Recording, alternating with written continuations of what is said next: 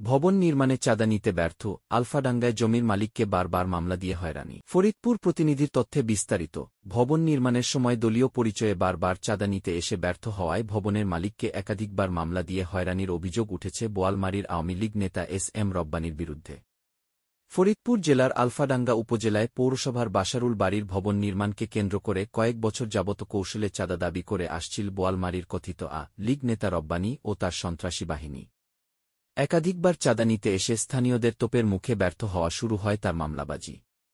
জানা যায় গত 10 নভেম্বর 2000 সালে বাসারুল বাড়ি তার নিজ নামীয় মনে 50 নং আলফাডাঙ্গা মৌজার 249 নং দাগের জমিতে বহুতল ভবন নির্মাণ কাজ শুরু করলে এস.এম. রব্বানী ও কয়েকজন সন্ত্রাসী বাহিনী এসে বাসারুল বাড়ির নির্মাণাধীন ভবনের সামনে হাজির হয়। এ সময় ভবনের কাজে বাধা দেয় এবং গোপনে 3 লক্ষ টাকা চাঁদা দাবি করে। বাসারুল বাড়ি এবং স্থানীয়রা এ বিষয়ে প্রতিবাদ করলে রাসারুলের বিরুদ্ধে উপজেলা ভূমি আইনে একটি মিথ্যা মামলা এবং আলফাডাঙ্গা পৌরসভা বরাবর অভিযোগ দায়ের করে রব্বানী।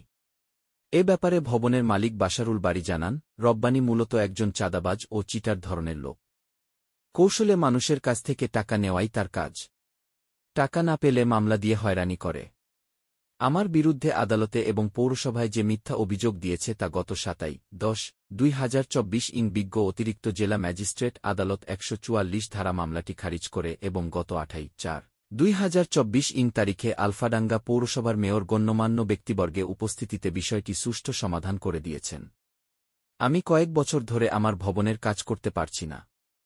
এতদিন আওয়ামী লীগের পরিচয় দিয়ে আমাকে অত্যাচার করেছে, এখন হয়রানি করছে মামলা দিয়ে। আমি প্রশাসনের কাছে এর সুষ্ঠু বিচার চাই। স্থানীয় শহীদুল ইসলাম জানান, রব্বানী আমাকেও হয়রানি করেছিল। জোর করে আমার এখানেও স্থাপনা করতে চেয়েছিল। বাসারুল বাড়ি আমার প্রতিবেশী। উনাকে রব্বানী দীর্ঘদিন ধরে অহেতুক হয়রানি করে আসছে।